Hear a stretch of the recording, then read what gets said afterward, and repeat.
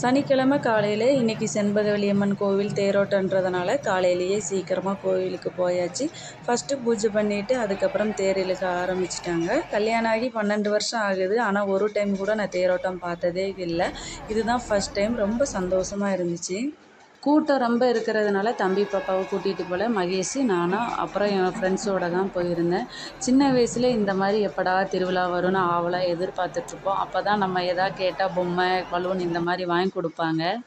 அடுத்த மாதம் எங்கள் ஊர் கோயில் திருவிழா, அம்மா ஊர் கோயில் திருவிழா நடக்கும். ஃப்ரெண்ட்ஸோட கூட்டமாக செல்ஃபி எடுத்துகிட்டு வரும்போது இந்த வெயிலுக்கு ஜில் விலாஸ் குடித்தா நல்லாயிருக்குன்னு ஃப்ரெண்ட்ஸு சொன்னாங்க. எல்லோரும் ஜில் விலாஸ் வாங்கி குடித்தோம். ஜில் விலாஸ் ஒன்று வாங்கினா ஒரு விசிறி கொடுப்பாங்க.